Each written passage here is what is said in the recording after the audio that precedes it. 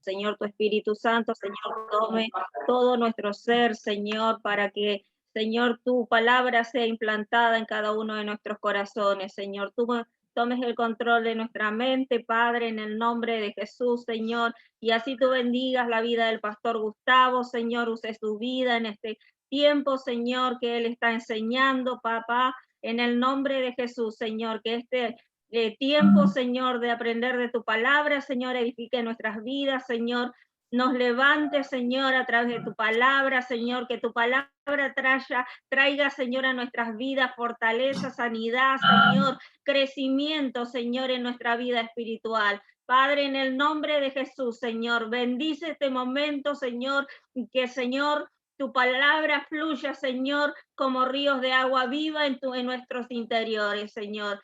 En el nombre de Jesús te damos gracias, Señor. Amén y amén.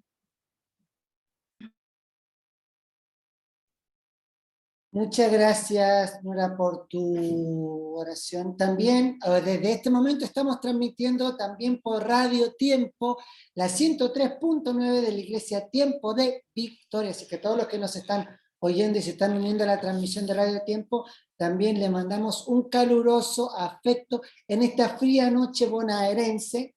Así que hoy vamos a hacer nuestra tercera clase de Isaías, en donde vamos a hablar de la visión del templo, perdón.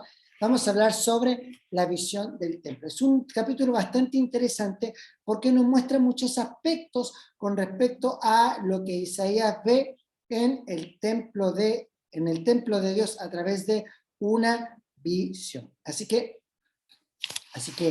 el tema del capítulo de hoy es el llamado y comienzo del ministerio profético de Isaías. Permiso.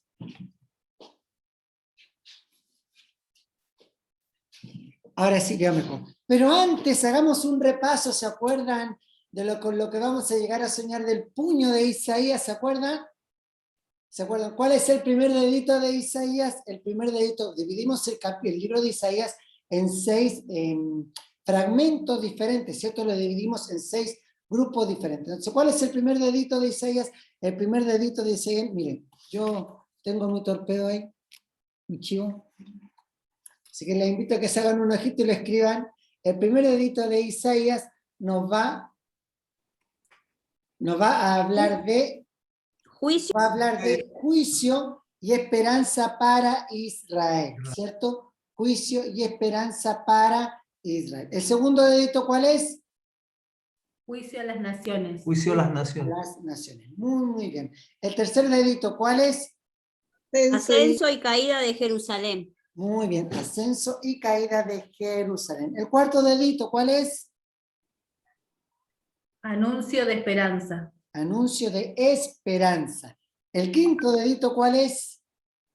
El siervo que cumple la promesa. El siervo que cumple la promesa. ¿Y el sexto, el puño cuál es? Los siervos que heredan el reino de Dios. Esos son el puñito del capítulo del libro de Isaías, donde podemos dividir en tres el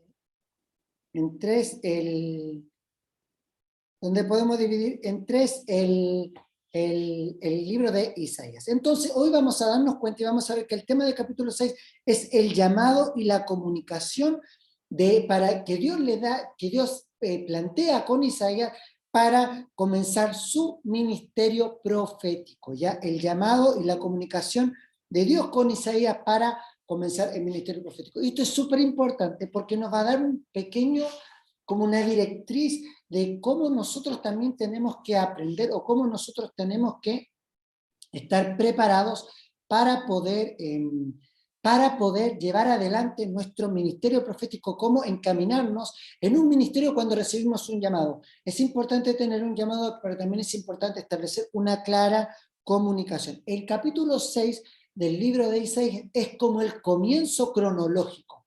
En realidad, cuando tomaron el libro de Isaías y lo organizaron de cierta forma, encontraron muchos rollos, porque dice la palabra, se lo vamos a estudiar en el transcurso de la semana, que Isaías había muchos rollos escritos y cuando lo formaron quisieron dar desde el capítulo 1 al capítulo 5 para darnos un contexto cultural, un contexto social y sobre todo un contexto religioso del libro de Isaías que hemos estado viendo la semana pasada. Pero cronológicamente hablando, si lo decimos de algún punto de vista, el capítulo 6 del libro de Isaías es el primer capítulo escrito cronológicamente, porque es ahí donde Dios está llamando al profeta a comenzar a cumplir su ministerio. Es el verdadero comienzo cronológico del libro de Isaías y es el cambio el cambio que hay en la vida del profeta y para poder comenzar su ministerio. Si nos damos cuenta, siempre hubieron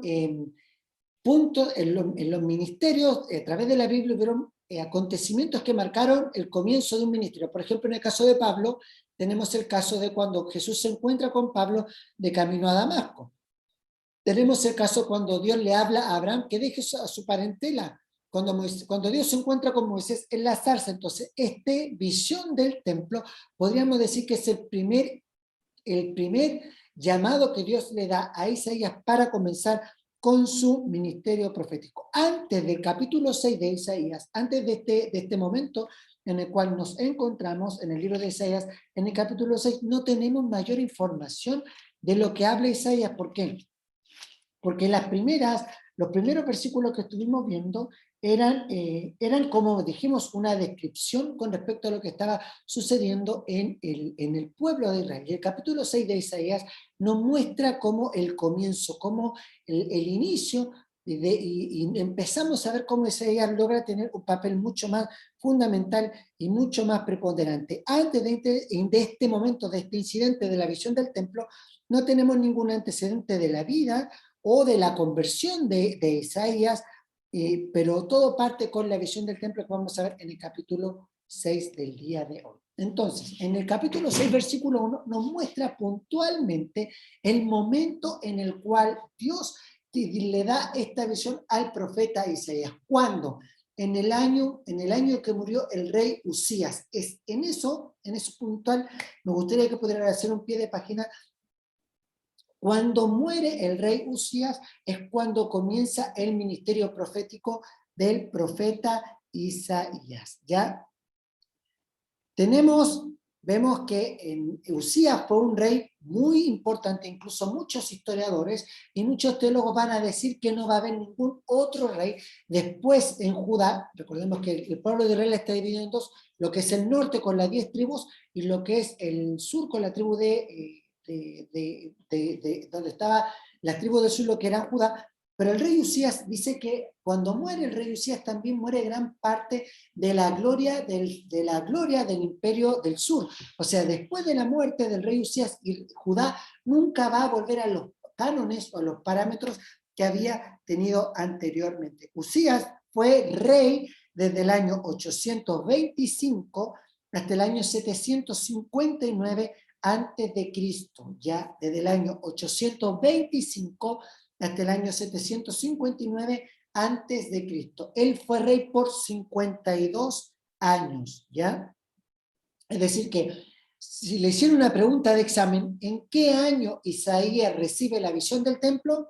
¿En qué año van a responder ustedes? Obviamente en el año 759 antes de Cristo, porque dice que en el año que murió el rey Usías es cuando Isaías recibe esta visión del templo, ¿ya?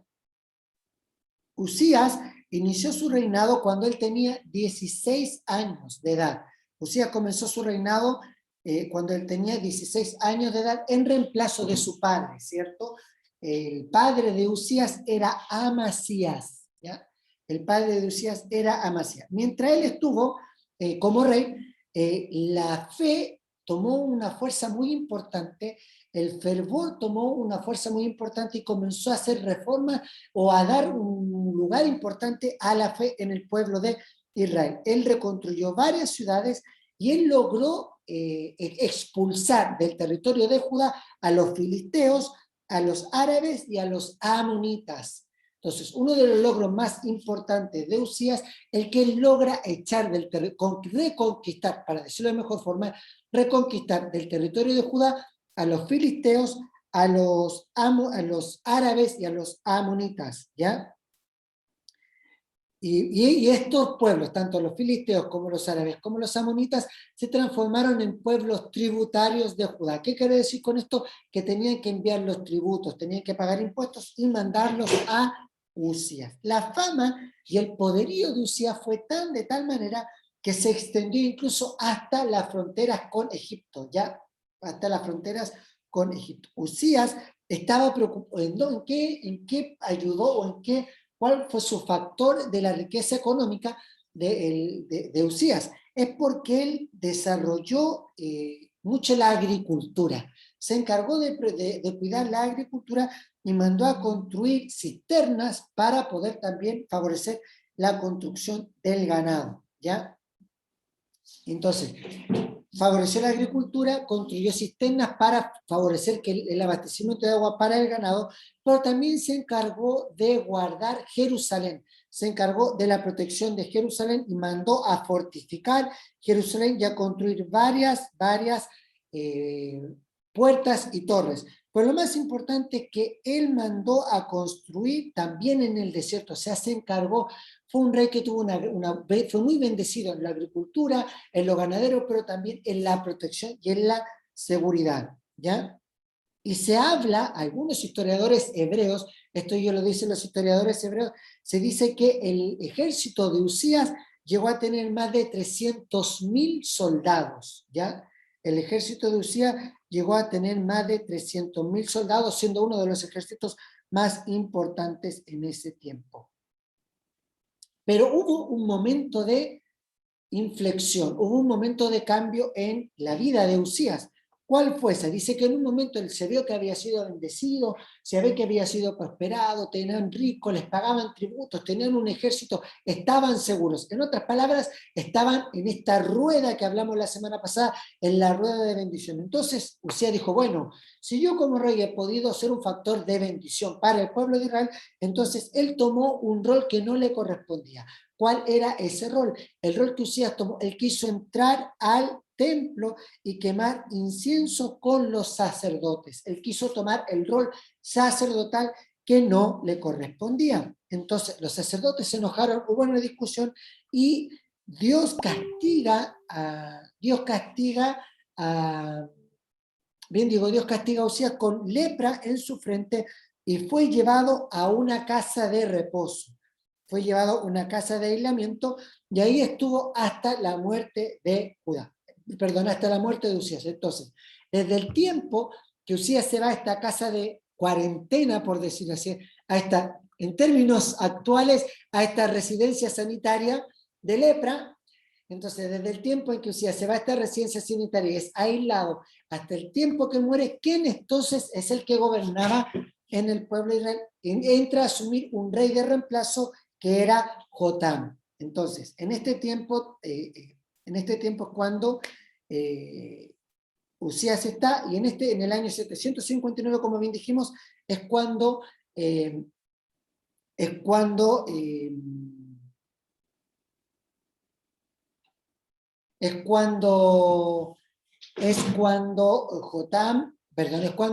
Isaías recibe la visión del templo, ¿ya? Entonces fue, le dijimos, por 52 años y provocó una gran bonanza. Entonces, pero en el último tiempo, claro, hubo una decadencia de Usías porque había querido tomar un rol y un lugar que no le correspondía. El pensamiento de Isaías fue que quizá todo se desmoronaba con la muerte de Usías, ¿cierto? Porque al morir un rey bueno y al perderse la imagen paternal, quizás Usías se estaba dando cuenta de que iba a haber una decadencia, de que Israel iba a sucumbir, de que iba a haber una disputa. Porque recordemos también que en este tiempo de Isaías vienen los asirios, ¿cierto? Vienen los asirios y toman el control de Samaria, que era el reino del norte, y comienzan a tomarla, comienzan a sitiarla, se lo llevan a los que viven en el reino del norte. Entonces Judá se empieza a dar cuenta que las 10 tribus habían sido destruidas, habían sido aniquiladas, habían sido llevadas de todo. Recordemos que el reino que toma al reino del norte, su política era llevárselos a todos para traer nuevas tribus y para poder hacer una mezcla. Entonces Isaías se está dando cuenta que esta seguridad que ellos creían tener no era la mejor, sino que era una seguridad bastante volátil y bastante frágil. Entonces, con toda esta inquietud en la mente, Isaías hizo lo que debemos hacer. ¿Qué es lo que es Isaías? Va al templo, y es ahí donde Dios le da una visión. Fue el lugar indicado. Isaías va al lugar indicado para poder preguntarle a Dios. Vamos a encontrar en Salmo 29:9, Salmo 29:9, Salmo 29:9, vamos a leer que dice: voz de Jehová que desgaja las encinas y desnudas los bosques, en su templo todo proclama su gloria. Y es una descripción de lo que el rey David hace, una descripción de lo que Isaías iba a ver en el capítulo 6 de este libro. Vemos en el templo de Isaías que había esperanza, había gloria. En Judá, en Israel, había decadencia, había muerte, había incertidumbre. Pero la visión que Isaías tiene del templo es completamente diferente a lo que vemos en la tierra, es completamente diferente a lo que vemos en el reino de los cielos. En Isaías capítulo 2, versículo 22, en Isaías capítulo 2, versículo 22, que lo vimos la semana pasada, dice: dejaos del hombre cuyo aliento está en su nariz, porque ¿de qué es él estimado? Nos dice en el capítulo 2 que ya no Isaías está un poco diciendo: ¿cómo vamos a depositar nuestra confianza en el hombre? ¿Cómo nos vamos a confiar en el hombre? ¿Cómo vamos a estar seguros en la mano del hombre? ¿Sí? Esto es algo bastante frágil. ¿Por qué? Las 10 tribus estaban siendo llevadas cautivas, siendo cautivas. Había muerto el rey que había dado una gran bonanza al pueblo. Entonces nos damos cuenta de que en el hombre nunca vamos a poder encontrar seguridad, nunca vamos a poder tener estabilidad. Entonces, ¿dónde vamos a encontrar esa estabilidad? ¿Dónde vamos a encontrar esa esperanza? ¿Dónde vamos a encontrar esa seguridad? Obviamente esa seguridad y esa esperanza la vamos a encontrar en Dios. Por eso que Isaías, después que nos mostró esta decadencia hasta el capítulo 5, recuerden que nos habló del liderazgo frágil de la mujer, del feminismo que ellos también estaban viviendo, en toda esta caótica sociedad que había en el pueblo de Israel. Isaías hace un vuelco de 180 grados y nos muestra el capítulo 6 para que nos demos cuenta de que nuestra esperanza no tiene que estar en los hombres, sino que nuestra esperanza únicamente debe estar puesta en el Señor. En la muerte de Usías, el terror terrenal, el terror social se había desatado, pero en el ámbito celestial Dios nos da tranquilidad. En el ámbito terrenal de Israel había decadencia, había falta de esperanza, pero en el ámbito espiritual estaba la gloria de Dios derramada y demostrada. Y eso es lo que hoy nosotros necesitamos. Hoy la iglesia, ¿qué es lo que estamos mirando? El ambiente terrenal. No nos podemos congregar. Yo conversaba con los cubanos, ellos desde marzo del año pasado no pueden rendir culto ni siquiera virtualmente hablando, porque en Cuba el acceso a internet es bastante caro y es muy limitado. Pero lo que Dios nos está llamando a nosotros hoy como iglesia también es entender este concepto de Isaías, no enfocarnos en la realidad actual, no enfocarnos en la muerte que nos rodea, no enfocarnos en la enfermedad que está atormentándonos, sino que enfocarnos en el reino de Dios, enfocarnos en el templo glorioso del Señor. Tenemos ninguna semejanza, no hay nada que nos muestre que nos vaya a perjudicar. Al contrario, el esperar y el ver el trono del Señor nos va a dar hálitos de esperanza. Isaías ve el templo descubriendo que el Señor habitaba en él. Lo vamos a ver en el capítulo, Isaías capítulo 6, versículo 2. Isaías capítulo 6, versículo 2 dice así: por encima de él habían ser, perdón. 6,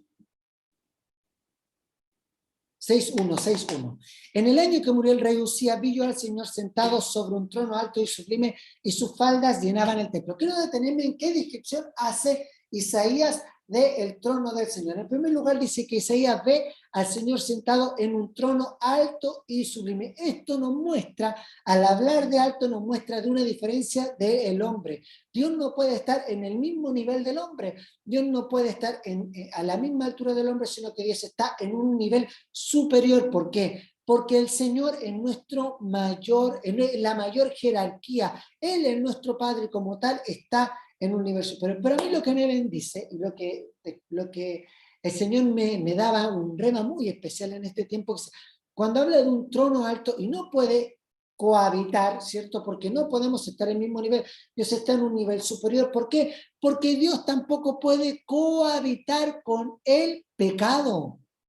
Por eso que no estamos en el mismo nivel. Dios está sobre nosotros, porque Dios no puede habitar con nosotros que somos pecadores. Estamos describiendo el ambiente de Isaías, una sociedad corrupta en lo moral, en lo social, en lo económico, en lo familiar. Entonces Dios no puede habitar en medio de esta sociedad corrupta, sino que Dios está en un nivel superior. Por eso que Él está en un trono alto y sublime. ¿Por qué? Porque Dios es perfecto y Dios, como es perfecto y como Dios es justo, Dios aborrece el pecado. ¿Ya? Y otro algo muy importante, cuando habla y dice, y sus faldas llenaban el templo, nos habla de una consistencia. No es el trono de Dios, no es algo que cambie, el trono de Dios no es algo que sea volátil, sino que el trono de Dios es eterno. Lo vamos a encontrar después en Apocalipsis, cuando nos habla del trono del Señor, pues los últimos capítulos de Apocalipsis es una descripción muy similar a lo que ve Isaías.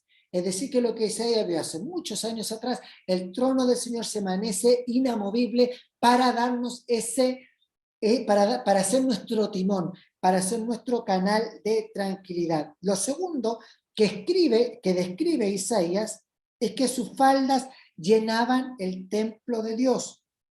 ¿Qué quiere decir esto? Que la gloria, aunque el Señor está por sobre nosotros, aún así la gloria del Señor cubre todo el templo. Y también lo dice el libro de Habacuc, que la gloria del Señor cubrirá toda la tierra como las aguas cubren el mar. Así que nos damos cuenta, esta escena majestuosa que Isaías ve, nos está diciendo, veo el trono del Señor, pero yo no puedo estar en el trono del Señor porque yo también soy pecador. Y es ahí donde vemos el versículo 2 del capítulo 6 de Isaías capítulo 6, versículo 2. Dice, por encima del trono habían serafines, cada uno con 6 alas, con 2 cubrían sus rostros, con 2 cubrían sus pies y con 2 volaban. Ya, déjenme anotar aquí una palabra, será. La palabra serafines viene del hebreo seraf, ¿ya? La palabra serafines viene del hebreo seraf, ¿ya? La palabra serafines viene del hebreo seraf. ¿Qué significa seraf? Seraf significa quemar, abrazar, encender. Lo cual nos puede llevar a la traducción que diga, los serafines son aquellos encargados de quemar, de hacer arder. Ahora, nos vamos a encontrar con varios tipos de ángeles, pero hay ángeles bastante especiales. Los serafines van a ser los encargados de descubrir el pecado, van a ser los encargados de, a través del fuego, descubrir el pecado. Y ellos tienen una actitud mucho más activa. Ellos son de obedecer a Dios y con el fuego prender el pecado. Recordemos que en el libro de Corintios dice que todas nuestras obras van a ser pasadas por fuego y dependiendo de nuestra calidad van a ser como piedras preciosas que se van a refinar aún más con el fuego o van a ser como material ligero, heno, hojarasca, que con el fuego se van a consumir. Pero tenemos que entender algo. Los serafines son muy distintos a los querubines. Son completamente diferentes. Los serafines son aquellos que con el fuego van a purificar, van a descubrir el pecado. Y los que tienen una actitud mucho más activa, ¿ya? Ellos van a ejercer acciones, van a ejecutar acciones. Y por otro lado tenemos los querubines, que los querubines tienen una actitud mucho más pasiva. ¿Dónde encontramos los querubines? Por ejemplo, ¿se recuerdan ustedes cuando está el arca del pacto, cierto que está el propiciatorio, y sobre el arca del pacto hay dos querubines que están con sus alas igual, cubriendo sus pies, la otra cubriendo su rostro y las otras alas abiertas, pero los querubines tienen otra función. ¿Cuál es la función de los querubines? La función de los querubines es proteger la santidad de Dios, ¿ya? Los querubines tienen la función de proteger la santidad de Dios. En otras palabras, los querubines tienen una función mucho más pasiva, ¿cierto? Mucho más hacia Dios. Los serafines más a los pecadores, los querubines más hacia Dios. Y tenemos otro grupo de ángeles, los arcángeles, ¿cierto? ¿Quiénes son los arcángeles? Tienen una función de entregar un mensaje. Por ejemplo, en el caso de Daniel, en el caso de María, en el caso de José. Entonces tenemos estos tres tipos de ángeles. Los serafines que tienen una actitud activa de quemar, de hacer arder para purificar, de limpiar el pecado. Los querubines tienen una actitud más pasiva que es de proteger la santidad de Dios. Y después tenemos a los arcángeles que tienen este ministerio de entregar un mensaje. Entonces la palabra seraf,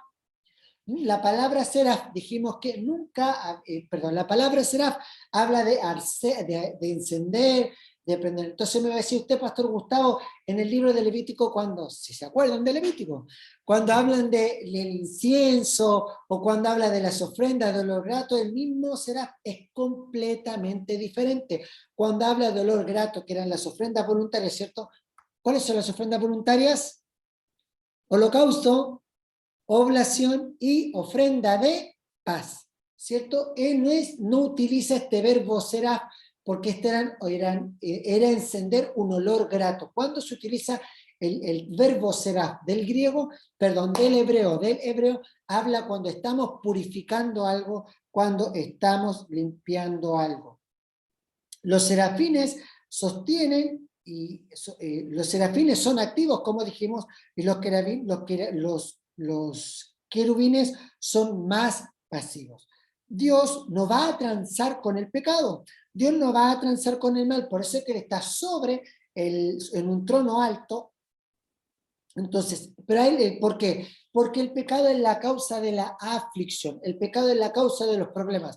La humanidad comienza a sufrir cuando comienzan a desobedecer a Dios en el huerto del Edén a través de Adán y Eva. Entonces, ¿cómo nosotros podemos solucionar el problema del pecado? ¿Cómo nosotros podemos llegar como Isaías ante el templo? ¿Cómo nosotros podemos, en cierta manera, vislumbrar este altar de Dios? Lo vamos a hacer. Jesús lo dijo en Juan capítulo 14, versículo 6. Juan capítulo 14, versículo 6. ¿Ya? Juan 14, 6, fácil. Jesús lo dijo: yo soy el camino, la verdad y la vida, y nadie viene al Padre sino es por mí. O sea, nosotros hoy, ¿cómo podemos entrar al trono de Dios? Por medio de Jesús. También el libro de Hebreos, si mal no recuerdo, dice que ahora podemos entrar o Hebreos o Romanos, ya no me acuerdo, ustedes búsquenlo después. Dice, ahora podemos entrar confiadamente al trono de la gracia para alcanzar misericordia y hallar gracia para el oportuno socorro. Hoy nosotros, así como Isaías, cuando está todo en decadencia, cuando está todo en caos, podemos entrar al trono de Dios para iluminarnos, para llenarnos de la luz de Dios. Y eso es por medio de ¿quién? Por medio de Jesucristo. Y es aquí cuando Isaías recibe el llamamiento, cuando Isaías recibe una visión. Lo vamos a ver en el Isaías 6, capítulo 3. Isaías 6, capítulo 3, ve estos querubines que dicen: Santo, Santo, Santo, Jehová de los ejércitos, toda la tierra está llena de su gloria, ¿cierto? Vamos a encontrar esta expresión Santo, Santo, Santo, no tan solo en el libro de Isaías, sino que también la vamos a encontrar varias veces en el libro de Apocalipsis. Y me parece, no estoy muy seguro, déjenme corroborar ahora mismo. Entonces, vamos a encontrar esa terminología, santo, santo, santo, varias veces en el libro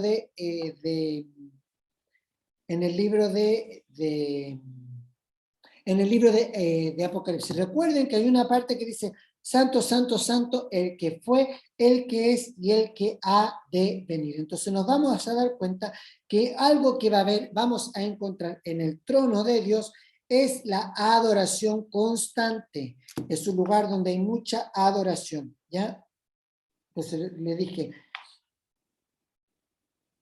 Entonces, hoy podemos acercarnos confiadamente por medio de Cristo y tener la majestuosidad de la presencia del Señor.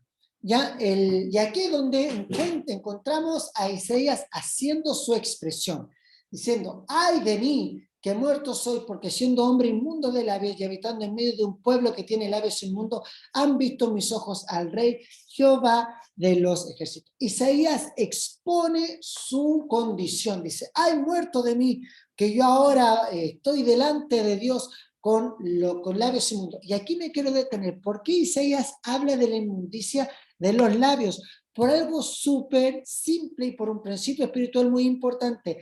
De la abundancia del corazón habla la boca. Lo que mis labios expresan es lo que hay en mi corazón. Si mis labios hablan de dinero es porque hay un espíritu y una adoración al dinero dentro de mí. Entonces tenemos que, Isaías se da cuenta y dice, Señor, mis labios son inmundos. ¿Por qué también los labios son inmundos? Porque todo el resto de los sentidos es receptivo. Yo veo con los ojos, veo y va a mi mente.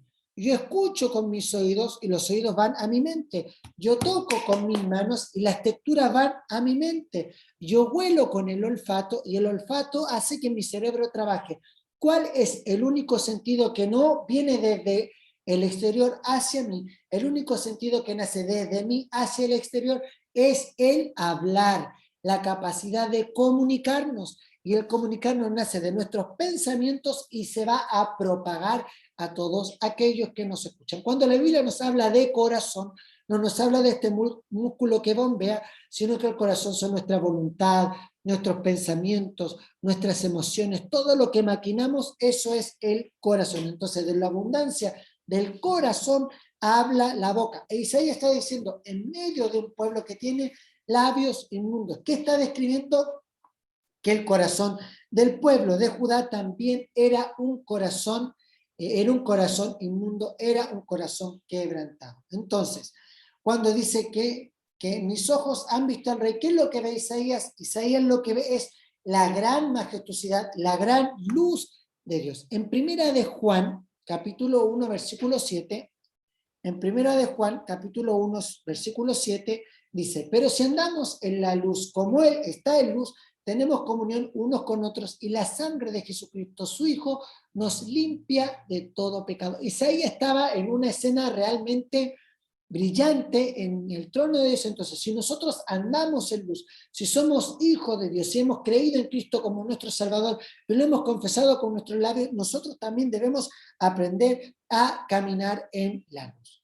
Job es uno de los hombres más justos, ¿cierto?, de toda la Biblia. Incluso en los primeros versículos del libro de Job, el diablo le dice, pero tu siervo Job, y Dios le dice, pero Job es un justo, ¿cierto?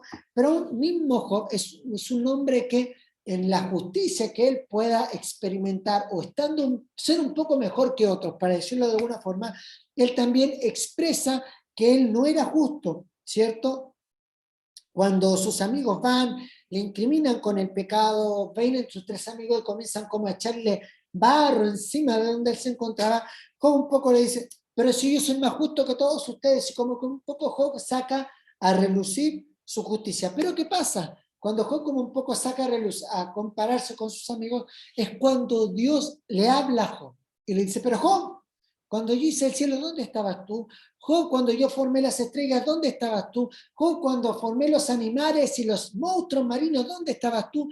Y Job se da cuenta que a pesar de su justicia, él también era un hombre falto delante de Dios. Y es ahí donde podemos entender de mejor manera Job 42, 5 y 6.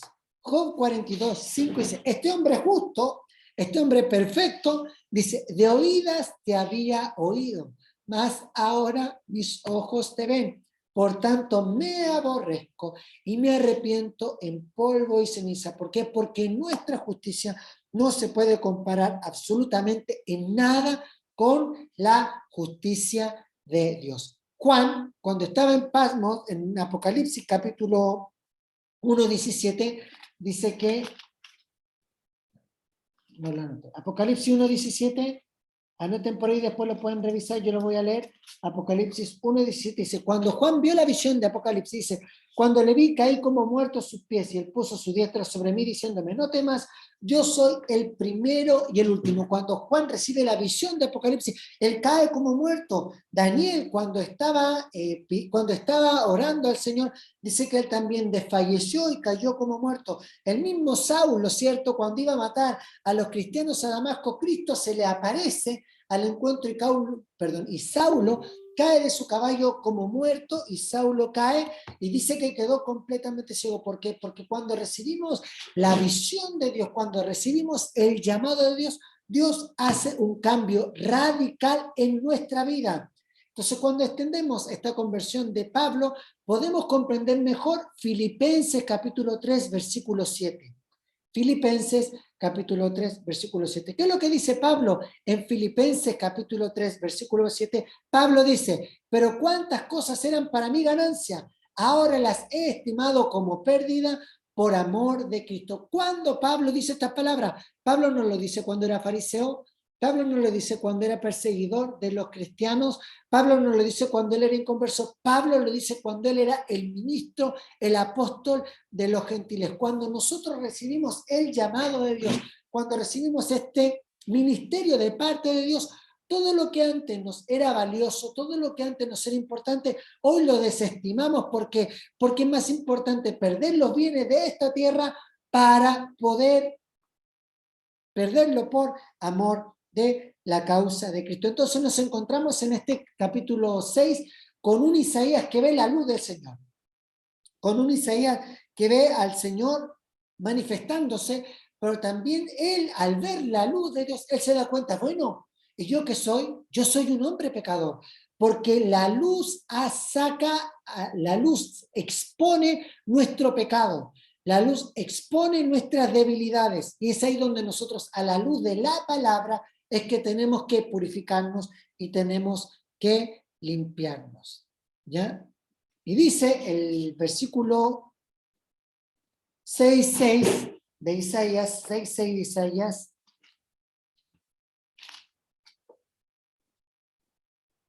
perdón, sí dijimos 6:6 de Isaías, dice que, y voló hacia mí uno de los serafines, teniendo en su mano un carbón encendido tomado del altar con unas tenazas. Vemos de nuevo, verbo hebreo, seraf.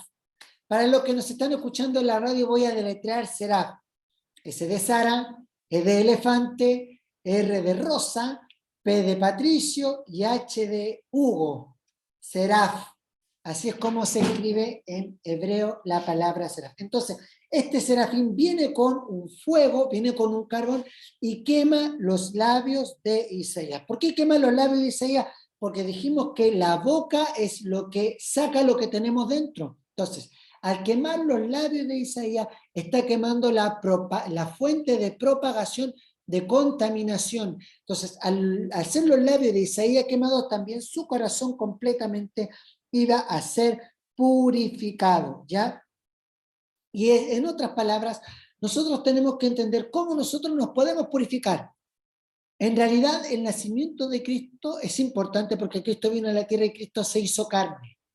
Pero no fue el final. ¿Cuál es el momento crucial en el cual podríamos decir que en nuestro tiempo que Dios nos quemó con ese carbón? Cuando Cristo muere. ¿Por qué cuando Cristo muere? Porque antes de que Cristo muriera, el diablo pensó que podía vencer a Jesús. Aún en el huerto de Getsemaní, Jesús dijo, Señor, yo no quiero pasar esta copa, ¿cierto? Pero yo la voy a pasar, no como yo quiero, sino que como tú quieres que yo lo haga. Entonces el diablo en todo momento estaba como expectante a ver en qué momento Jesús fallaba y el plan de salvación se detenía. ¿Cuándo es como la última oportunidad? Cuando Cristo está en la cruz. Una vez que Cristo muere, el diablo ya no tiene nada más que hacer. El diablo ya quedó de manos atadas. A lo mejor el diablo cantó victoria, sí, que maté a Jesús, pero al morir Jesús, la resurrección ya estaba garantizada. Entonces, al morir Jesús, ¿qué es lo que dice? Se parte el velo del templo y ahora todos tenemos entradas al lugar santísimo. ¿Y cuál era el lugar santísimo? El lugar donde el Shekinah de Dios, la gloria del Señor, la presencia del Señor bajaba a la tierra y el sumo sacerdote podía encontrar perdón para el pueblo. Bendito es el Señor, que ya no tenemos que esperar un sumo sacerdote, sino que hoy tenemos entrada por Cristo a ese lugar santísimo, recibir el Shekinah de Dios, la gloria de Dios, y ser purificados y ser transformados. Por eso es que para nosotros Cristo toma esta simbología, esta cristofanía de que Cristo es el carbón purificador para cada uno de nosotros. Y dice que en Isaías 6:6, ¿cierto? Dice que voló un serafín y encendido, y en el 6:7 dice, y tocando con él sobre mi boca, he aquí que esto tocó tus labios y es quitada tu culpa y limpio tu pecado. Con el toque del carbón, Isaías fue purificado de la culpa y fue purificado del pecado. Nosotros hoy con el toque de Jesús, con el toque de la sangre de Jesús, es que nosotros también hoy podemos ser purificados y es que hoy podemos ser limpiados por medio de la sangre. Entonces ya nuestra boca no es para maldecir, ya nuestra boca no es para condenar, sino que nuestra boca es para dar palabra de bendición y sobre todo para confesar nuestro pecado, ¿cierto? En Primera de Juan, capítulo 1, versículo 9, Primera de Juan, capítulo 1, versículo 9 dice, si confesamos nuestros pecados, Él es fiel y justo para perdonar nuestros pecados y limpiarnos de toda maldad, ¿cierto? Vimos en versículos anteriores que Isaías dice, yo mis labios son inmundos, estaba confesando su falta, estaba confesando sus transgresiones. Entonces nosotros, ¿cómo podemos ser purificados? ¿Cómo podemos ser limpiados? ¿Cómo podemos ser lavados? Confesando nuestros pecados, no a los hombres, sino que confesando nuestros pecados a Dios. ¿Por qué? Porque cuando nosotros tomamos la decisión de no pecar, ¿cierto? Por ejemplo, el robo, yo no voy a robar más, y no lo confieso, yo no estoy exponiendo mi pecado. Entonces cuando yo digo, tome en mi mente, no voy a robar más, y no lo confieso, el diablo me va a empezar a atacar, me va a empezar a atacar, me va a empezar a atacar, y voy a caer. Pero cuando yo declaro, cuando yo confieso con mi boca que Dios va a perdonar mi pecado, es porque le estoy diciendo, Señor, yo no puedo solo, sino que necesito de tu ayuda. Y es ahí donde Dios dice que Él es fiel y justo para perdonar nuestros pecados. ¿Por qué? Porque Dios nos ama. Dice que el amor cubrirá multitudes de pecados. Así que, amados casados y casadas, amemos a nuestras esposas y ustedes amen a sus esposos, perdonando multitudes de faltas.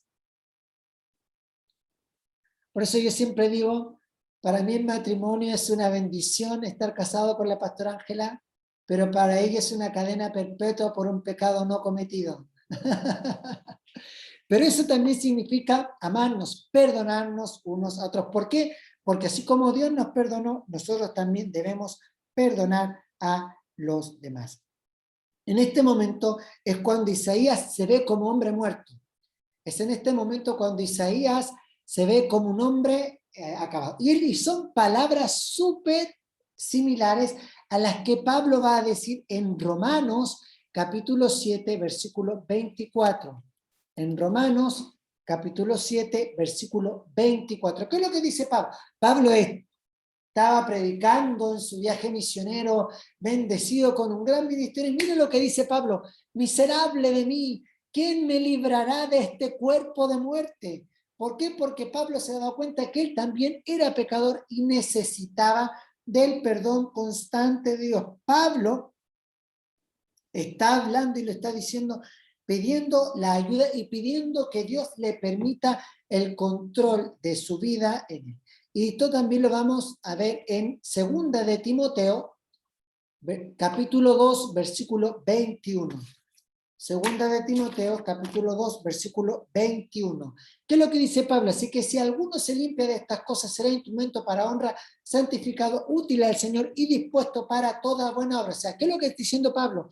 Una vez que somos limpios, no somos limpios para jactarnos, porque si no, estaríamos pecando de soberbios, sino que somos limpios ¿para qué? Para ser instrumento de honra, santificados y dispuestos a toda buena obra. Pablo estaba haciendo una cierta alusión a Isaías. Ya el Señor nos purificó ¿para qué? Para ser enviados al ministerio.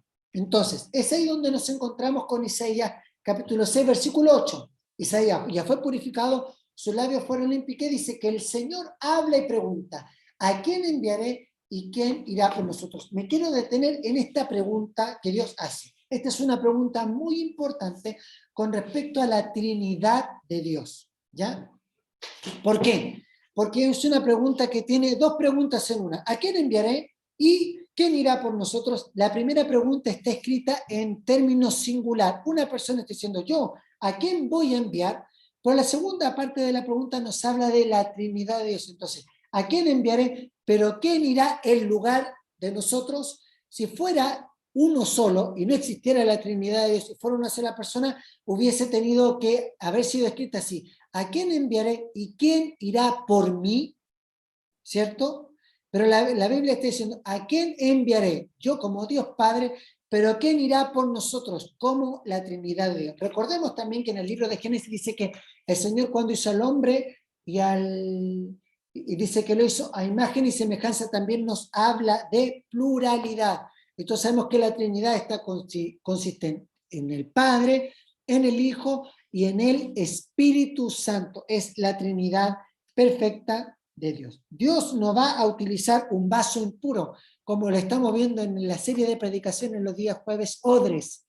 De odre viejo a odre nuevo. Dios no va a tomar un vaso impuro, Dios no va a tomar un vaso que esté contaminado, sino que Dios nos va a purificar para que nosotros podamos ser utilizados. Isaías escucha el corazón de Dios, Isaías entiende el llamado de Dios. ¿Cuál es la respuesta de Isaías? Heme aquí, envíame a mí. 2 versículos anteriores dice, no Señor, yo estoy muerto porque estoy inmundo. Tengo mis labios inmundos. Y ahora Isaías le dice, Señor, envíame a mí. ¿Por qué? Porque cuando recibimos el llamado de Dios, cuando recibimos el ministerio de Dios, nos esforzamos en poder cumplir sus propósitos en nuestra vida. Y es aquí cuando llegamos a la parte final de la clase del día de hoy, cuando nos encontramos, ¿y a quién los va a mandar? ¿A quién van a ir? Dice el versículo 9. Después, dice el versículo 9, anda y di a este pueblo, oíd bien y no entendáis, ved por cierto, mas no comprendáis. Isaías 6:9. Isaías 6 engruece el corazón de este pueblo y agrava sus oídos y ciega sus ojos para que no vea con sus ojos, ni oiga con sus oídos, ni su corazón entienda, ni se convierta y haya para él sanidad. Es como que Dios le está diciendo, anda a predicar y nadie te va a entender. Anda a predicar y nadie va a ver. ¿Por qué? Porque cuando nosotros estamos ciegos al pecado, cuando estamos sordos por los comentarios que vemos, o cuando nuestro corazón no entiende, ¿por qué? Porque nosotros estamos entenebrecidos. Hubo por ejemplo, si vamos a un granero, ¿cierto? Un gallinero donde hay muchas gallinas, y va un granjero en la noche y va con la linterna, ¿qué es lo que va a hacer? Va a prender la luz y va a alumbrar. ¿Qué van a ver dos cosas? Las gallinas, como conocen que el granjero va a darle maíz, ¿qué es lo que van a hacer las gallinas? Se van a poner contentas, van a ponerse a cacarear, a aletear, a cantar, porque saben que su alimento viene.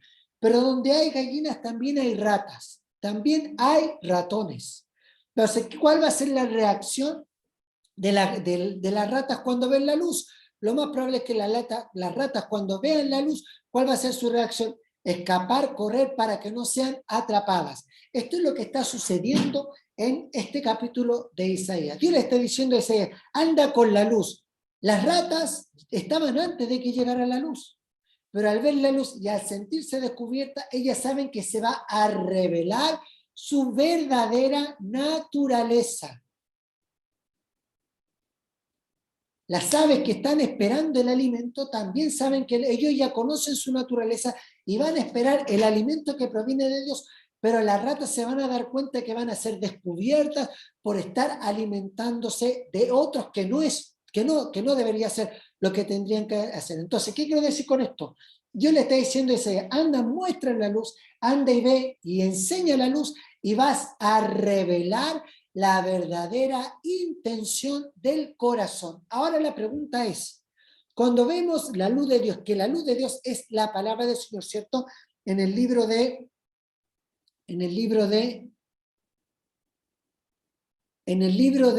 Salmo 119 dice, lámpara es a mis pies tu palabra y lumbrera a mi camino. En otras palabras, cuando vemos la luz de Dios, se revela realmente cuál es la intención, cuál es la naturaleza que hay dentro de nosotros. Para darle otra ilustración, hubo una explosión en una mina subterránea y quedaron atrapados.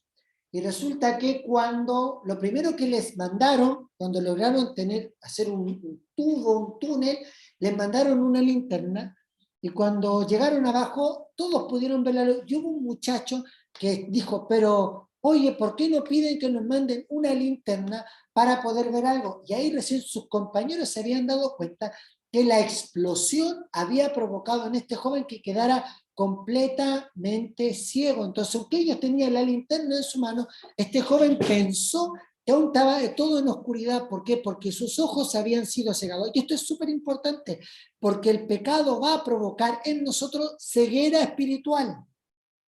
Y aunque tengamos la luz de Dios, no vamos a poder ver la luz. ¿Por qué? Porque vamos a estar ciegos completamente. Por eso es que Jesús dijo que Él era la luz. Pero la luz en las tinieblas no resplandece porque las tinieblas no las comprenden. ¿Quiénes son los que pueden ver la luz? Aquellos que son hijos de luz. Cuando Jesús vino a este mundo y nos muestra que Él era la luz, es porque nos está diciendo que tenemos que recibir este llamado y poder escuchar y poder entender el propósito de Dios. Pero algo que nos bendice mucho es el versículo 12 de Isaías, dice, ¿cuándo va a ser esto? Pregunta decía, pero Señor, ¿hasta cuándo? ¿Hasta cuándo? La pregunta es, en el versículo 11, dice, ¿hasta cuándo? Isaías responde, ¿hasta cuándo, Señor, van a ver ciegos? ¿Hasta cuándo no van a entender? ¿Hasta cuándo sus corazones van a ser entenebrecidos? Y le dice, hasta que las ciudades estén desoladas y sin morador y no haya hombre en sus casas y la tierra esté hecha un desierto. Entonces, ¿hasta cuándo? ¿Por qué? Porque Isaías estaba viendo que los reinos del norte estaban siendo exiliados, habían sido tomados cautivos. E Isaías también estaba profetizando lo que iba a suceder 100 años después, que lo que sucedió, el cautiverio de manos de Nabucodonosor. Cuando vinieron los babilónicos y tomaron Judá y la sitiaron y la destruyeron. Entonces, ¿hasta cuándo va a ser este ministerio profético? ¿Hasta cuándo va a ser este ministerio de hablar? ¿Hasta cuándo la ciudad sea desolada? Pero también Dios le dice, pero hay otro ¿hasta cuándo? ¿Hasta cuándo? ¿Hasta cuándo haya echado lejos a los hombres y multiplicado los lugares abandonados en medio de la tierra? ¡Ojo! Dios no habla de la muerte de Judá, ¿se dieron cuenta? Dios no dijo hasta que extermine a los malos. Dios no dijo hasta que todos los malos perezcan, no hasta que todos los malos desaparezcan, sino que hasta cuándo, hasta que haya echado a los hombres, hasta que los haya esparcido, hasta que esto nos está hablando del exilio. ¿Por qué? Porque Dios le dio una promesa a David, que su reino sería un reino eterno. Si Dios exterminaba al pueblo de David, estaba haciendo falto a sus propias promesas, pero también nos dice el libro de Números que Dios no es hijo de hombre para que mienta, ni hijo de hombre para que se arrepienta. La promesa que Dios le había dado a Abraham también, de que iban a ser en él benditas todas las naciones de la tierra, se tenía que cumplir. Ojo, los descendientes de Abraham iban a tener que sufrir. Es lo que nos está diciendo este libro de Isaías, pero iba a haber un remanente, iba a haber alguien que iba a guardar esto. ¿Qué es lo que es? Es lo que encontramos en el versículo 13, dice, y si quedare aún en ella la 10ª parte, esta volverá a ser destruida. Pero como el roble y la encina que al ser cortados aún queda el tronco, así será el tronco, la simiente santa. Este versículo a mí me bendice mucho, porque está diciendo que tenga que enjuiciar a Israel, enjuiciar a Judá por todos sus castigos, por todos su desobediencia, por su falta de ver la luz, por ellos no querer sacar la venda del pecado y mantenerse ciegos. Yo aún voy a mantener un remanente. Ahora imagínense, todo destruido, todo quemado, todo en ceniza. Dios dice, aun cuando el tronco del roble, que es uno de los troncos más firmes para la construcción, la madera del roble es muy utilizada para construir muebles, por ejemplo, porque da mucha estabilidad y mucha firmeza. Cuando eso esté quemado, cuando el tronco esté seco, Dios dice, yo voy a permitir que haya una simiente santa. En otras palabras, Dios está diciendo, en medio de la muerte, yo voy a mantener mis promesas con un remanente que va a traer vida en medio de la soledad. Amados hermanos, amados amigos y los que también nos están escuchando por Radio Tiempo, en medio de esta dificultad temblorosa, en medio de esta dificultad o en este ambiente que quizás nos encontramos como Israel, que creemos que todo está destruido, todo está acabado, todo está en el suelo, hay algo que Dios nos está diciendo. Es cierto que Dios va a poner juicio sobre la tierra, Dios va a poner juicio sobre Judá, como lo vimos, lo vamos a ver más adelante. Pero Dios tiene un remanente, que con ese remanente Dios va a cumplir y va a hacer real sus promesas en esta tierra. La pregunta es, ¿seremos nosotros ese remanente? La pregunta es, ¿nosotros tendremos esta actitud de remanente? El capítulo 6 del libro de Isaías nos habla de un cambio de actitud. El capítulo 6 de Isaías nos habla de un cambio de identidad. El capítulo 6 de Isaías nos habla que Isaías, cuando vio que venía el fuego, dijo, me morí, me van a matar porque yo soy pecador. Pero el fuego no vino a consumir, sino que el fuego viene a purificar nuestras vidas. Hoy, nuestras iglesias están siendo purificadas con el fuego del Espíritu Santo. Hoy nosotros como cristianos estamos siendo purificados con el poder del Espíritu Santo. Recuerden que en el aposento alto, en la fiesta de Pentecostés, cuando da el nacimiento de la iglesia, dice que eran como lenguas de fuego que se depositaron sobre cada uno de ellos.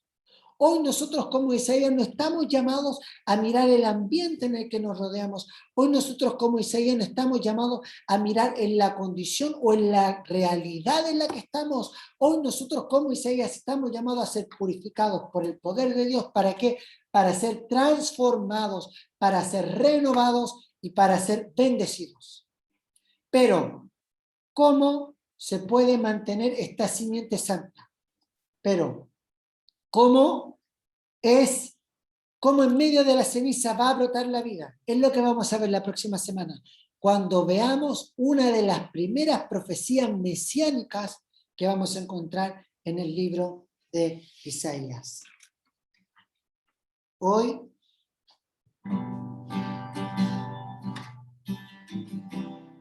quiero que podamos agradecer a Dios que tenemos entrada al santo lugar y podemos estar cerca del Señor. Juntos alabemos al Señor.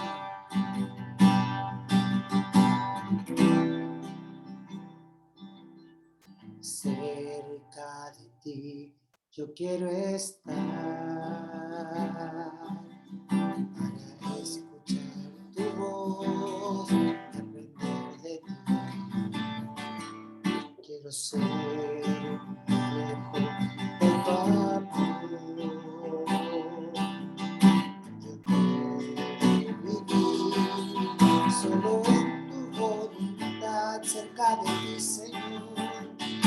Cerca de ti yo quiero estar para escuchar tu voz y aprender de ti. Quiero ser un reflejo de tu amor. Yo quiero vivir solo en tu voluntad. Jesús, eres mi buen pastor, conoces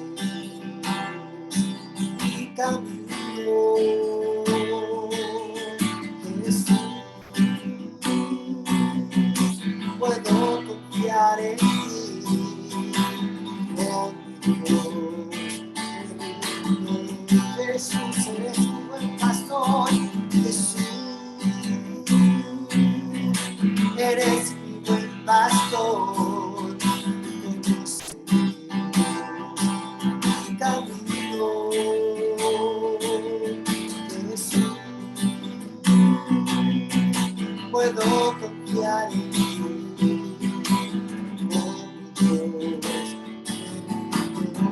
Jesús, eres mi buen pastor. Jesús, eres mi buen pastor. Conoces mi camino. Jesús, puedo confiar en ti.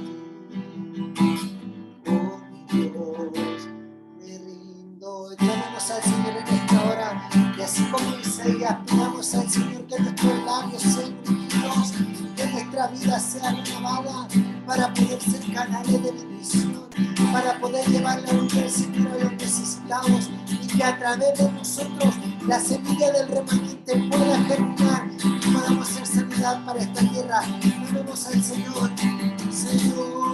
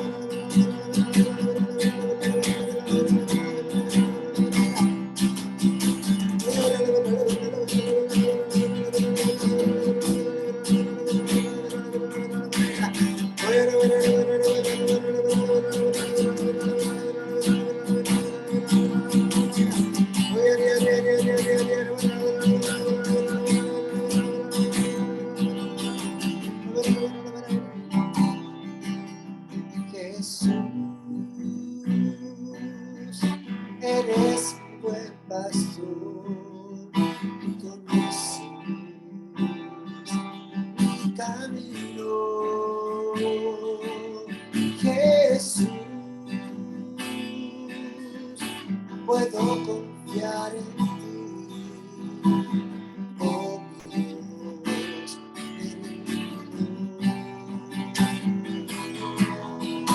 Jesús, eres mi buen pastor, tú conoces mi camino.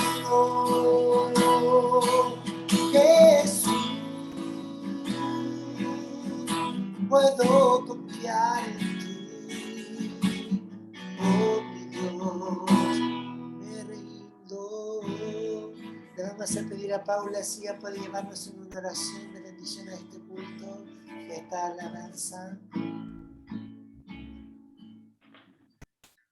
Padre, Señor, te damos gracias en esta noche, Señor. Queremos darte gracias, Señor, por la clase que hemos tenido, Señor. Te damos gracias por la vida del misionero, Señor. Padre, te damos gracias, Señor, porque en esta noche nos has hablado.